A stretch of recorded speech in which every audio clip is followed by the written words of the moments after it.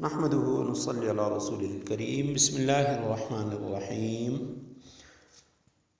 عقائد کے مذاکروں میں ہمارا آج کا مذاکرہ ہے کفر کے بارے میں۔ کفر کیا ہے اور کفر کے احکامات کیا ہیں، کفر کی قسمیں کتنی ہیں، اور کوئی انسان کب کافر ہوتا ہے، کسی کو آپ کب کافر کہہ سکتے ہیں۔ کفر کے لغوی معنی ہیں چھپانا، ناشکری کرنا، اور کفر یہ ایمان اور اسلام کی ضد ہے۔ کفر کے اصطلاحی معنی ہیں ضروریات دین میں سے کسی بھی امر ضروری کا انکار کرنا۔ ضروریات دین مذاکرہ نمبر 3 میں ہم پڑھ چکے ہیں، وہ چیزیں جو قطعیت کے ساتھ قطعی طور پہ رسول اللہ صلی اللہ علیہ وسلم سے ثابت ہیں، ان میں سے کسی بھی امر کا انکار کرنا یہ کفر ہے۔ اور کفر کی عام طور پہ 5 قسمیں ذکر کی جاتی ہیں، جو کفر کی بڑی قسمیں ہیں۔ وگرنہ ویسے کفر کی تو قسمیں بہت زیادہ ہیں، لیکن کفر کی 5 بڑی قسمیں ہیں۔ بعض حضرات نے 10 تک قسمیں لکھی ہیں، تو ان 5 بڑی قسموں میں سے سب سے پہلی جو قسم ہے وہ ہے کفر انکار۔ کفر انکار کا مطلب یہ ہے کہ ضروریات دین کی نہ دل سے تصدیق ہو، نہ زبان سے اقرار کرے۔ جیسے عام کفار نہ تو دل سے اسلام کو قبول کرتے ہیں اور نہ ہی زبان سے اقرار کرتے ہیں، تو اس کو کہا جاتا ہے کفر انکار۔ کفر کی دوسری قسم ہے کفر جحود۔ جحود کے معنی دل سے ضروریات دین کو حق اور سچ سمجھتا ہے، لیکن دل سے قبول نہیں کرتا، نہ ہی زبان سے اقرار کرتا ہے۔ سمجھتا حق اور سچ ہے، لیکن نہ دل سے قبول کرتا ہے اور نہ زبان سے اقرار کرتا ہے۔ جیسے حضرت صلی اللہ علیہ وسلم کے دور کے یہودیوں کا کفر اور شیطان کا کفر، کہ وہ یہودی رسول اللہ صلی اللہ علیہ وسلم کو سچ جانتے تھے، سمجھتے تھے۔ یعرفونہ کما یعرفون ابناءہم، فرمایا جیسے اپنے بیٹوں سے واقف ہیں، اسی طرح رسول اللہ صلی اللہ علیہ وسلم سے بھی واقف ہیں، لیکن وہ نہ دل سے اقرار کرتے اور نہ زبان سے اقرار کرتے۔ تو اس کو کہتے ہیں کفر جحود۔ کفر کی تیسری قسم ہے کفر عناد۔ دل سے ضروریات دین کو قبول کر کے زبان سے اقرار بھی کرتا ہے، لیکن دوسرے باطل ادیان سے اعلان برات نہیں کرتا۔ دل سے اسلام کو بھی مانتا ہے، زبان سے اعتراف بھی کرتا ہے میں مسلمان ہوں، لیکن باطل ادیان سے برات کا اعلان نہیں کرتا، یہ بھی کفر ہے۔ حالانکہ عام طور پہ آج ہمارے ہاں اس کو کفر شمار نہیں کیا جا سکتا۔ جیسے کوئی شخص تمام ضروریات دین کو تسلیم کرنے کے ساتھ ساتھ عیسائیوں یا یہودیوں کو بھی صحیح مذہب پر سمجھے، تو یہ شخص کافر ہے۔ ہمارے ہاں کہہ دیا جاتا ہے کہ نہیں جی، وہ لوگ بھی جنت میں جائیں گے، یہودی بھی جائیں گے، عیسائی بھی جائیں گے، تمام مذاہب والے وہ جنت میں جائیں گے، جو بھی شخص اللہ کو مانتا ہے وہ جنت میں جائے گا۔ حالانکہ یہ کفر عناد ہے کہ کفریہ دین سے برات کا اعلان نہ کرنا۔ اور چوتھی قسم ہے کفر نفاق۔ کفر نفاق یہ ہے کہ دل سے ضروریات دین کا انکار کرتا ہے، لیکن کسی دنیاوی مصلحت کی وجہ سے، دنیاوی منافع کی وجہ سے وہ زبان سے اسلام کا اقرار کرتا ہے۔ ایسے شخص کو منافق کہا جاتا ہے، اور منافق یہ کافر سے بھی بدتر ہوتا ہے۔ جیسے نبی علیہ السلام کے دور کے کچھ لوگ کہ جنہوں نے دنیاوی مصلحتوں کی خاطر، منافع کی خاطر، مال کی خاطر یا اپنے مال جان کی حفاظت کی خاطر انہوں نے کلمہ پڑھ لیا، مسلمانوں میں شمار ہوتے تھے، لیکن دل سے وہ کافر تھے۔ اس کو کہتے ہیں کفر نفاق۔ اور 5ویں قسم ہے کفر زندقہ، زندیق ہونا، یا کفر الحاد، ملحد ہونا۔ یہ ایسا کفر ہے جس کا مرتکب بظاہر تمام ضروریات دین کو تسلیم کرتا ہے اور بظاہر مسلمان معلوم ہوتا ہے، لیکن کسی امر ضروری کی ایسی تشریح کرتا ہے کہ جو امور مسلمہ فی الدین کے یا قطعیات کے خلاف ہوں۔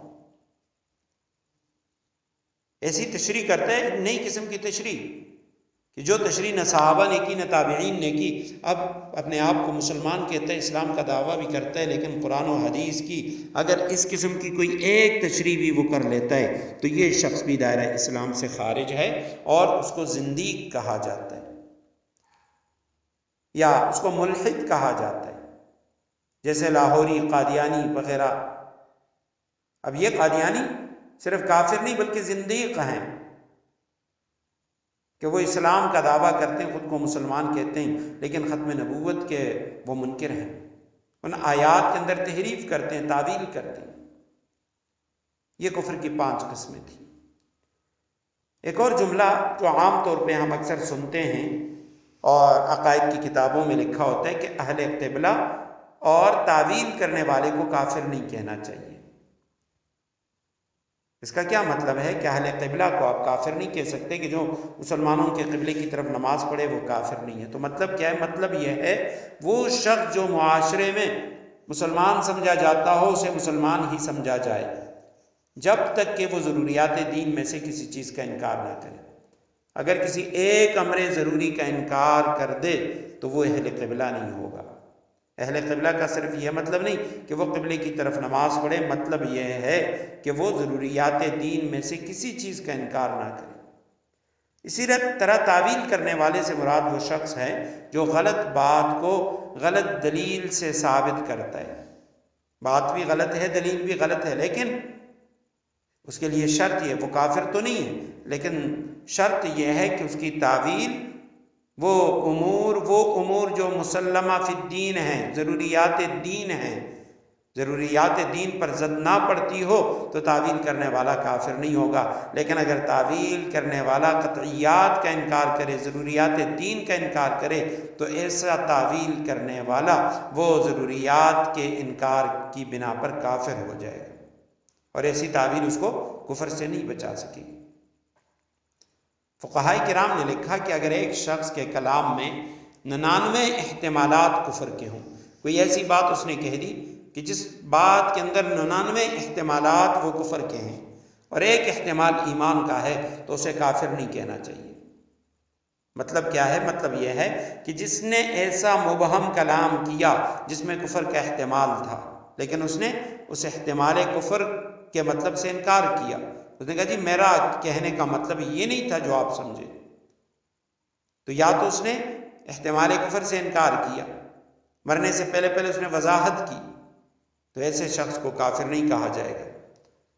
اور اگر اس کو وضاحت کرنے کا موقع ملا اور اس نے ایسی وضاحت کی کہ جس سے ضروریات دین کا انکار لازم آتا ہو، تو ایسا شخص یقیناً کافر ہے۔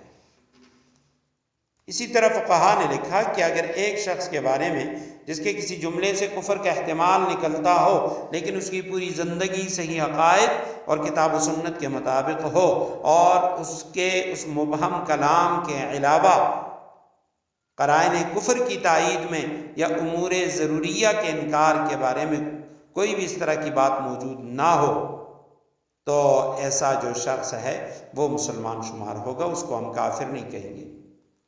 ہاں اگر اس شخص کا کوئی اور کلام یا قرائن کفر کی تائید میں کوئی اور بات یا امور ضروریہ کا انکار موجود ہو، تو ایسا شخص بلا شبہ کافر ہوگا کہ جو یعنی کوئی کفریہ بات کہہ دے۔ جو شخص غیر شرعی قوانین کو اسلامی قانون سے افضل سمجھتا ہو وہ دائرہ اسلام سے خارج ہے۔ یعنی خدا نخواستہ کوئی شخص یہ کہے کہ چور کی سزا ہاتھ کاٹنا یہ درست نہیں ہے، چور کی سزا فلاں ہونی چاہیے، تو اب چونکہ قرآن نے یہ سزا بیان کی ہے تو لہٰذا قرآنی حکم کے انکار کی وجہ سے یہ شخص کافر ہوگا۔ یا کوئی شخص یوں کہے کہ بھی فلاں جو عمل ہے جو قرآن سے ثابت ہے اور وہ کہے حدیث سے ثابت ہے، اور وہ کہے نہیں یہ ایسا نہیں ہونا چاہیے، ایسا ہونا چاہیے، یا خدا نخواستہ بعض بدبخت کہہ دیتے ہیں کہ قرآنی سزائیں یہ انسانی حقوق کے خلاف ہیں، تو ایسا جملہ کہنے والا وہ دائرہ اسلام سے خارج ہو جاتا ہے، کیونکہ وہ ڈائریکٹ قرآن کریم کے کسی حکم کا مذاق اڑا رہا ہے، اس کا انکار کر رہا ہے۔ اور علماء نے لکھا اسلامی